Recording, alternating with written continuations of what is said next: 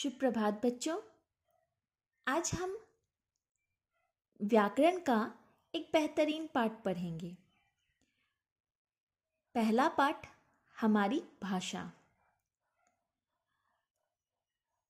बच्चों, यह सूचना अपनी डायरी में लिखिए।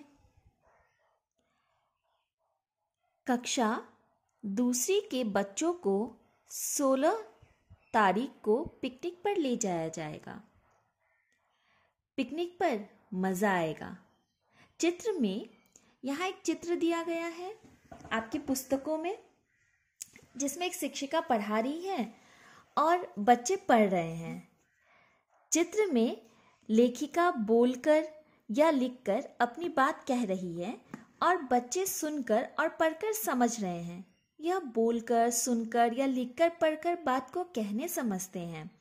इसके लिए हमें किस चीज़ की ज़रूरत होती है? भाषा की।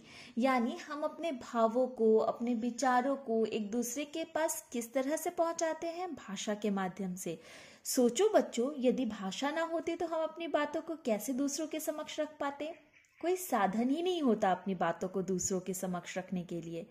तो यानी अपनी बातों को, अपने भावों को, अपने विचारों को एक दूसरे तक अगर हमें पहुंचाना है तो हमें किस चीज़ की ज़रूरत पड़ेगी बच्चों? भाषा की। तो आइए पढ़ते हैं, भाषा किसे कहते हैं। भाषा वह साधन है जिसके द्वारा अपनी बात दूसरों तक पहुंचाते हैं। हम अपनी बात दूसरों तक पहुंचाए, वो जरिया क्या होता है? भाषा होती है। भाषा के 2 रूप होते हैं बच्चों, मौखिक भाषा और लिखित भाषा। मौखिक भाषा में हम बोलते सुनते हैं। लिखित भाषा में हम पढ़ते लिखते हैं। हमारी भाषा हिंदी है। कभी कभी हम इशारे में भी बात करते हैं, जैसे क्रिकेट के खेल में अंपायर संकेत से बताता है आउट, चौका या छक्का इत्यादि। ध्यान देने वाली बात क्या है बच्चों कि हिंदी हमारी भाषा है। भाषा बोलचाल करने में हमारी मदद करता है। भाषा के 2 रूप होते हैं, मौखिक एवं लिखित। मौखिक में हम बोलकर और सुनकर अपने भावों का आदान प्रदान करते हैं। लिखित में हम लिखकर तथा पढ़कर हम अपने भावों का आदान प्रदान करते हैं। बच्चों, इसमें से प्रश्न क्या बनेंगे? भाषा किसे कहते हैं? तो भाषा किसे कहते हैं? भाषा वह साधन है जिसके द्वारा हम अपनी बात को एक दूसरे तक पहुंचाते हैं। ये इसका उत्तर है, भाषा किसे कहते हैं।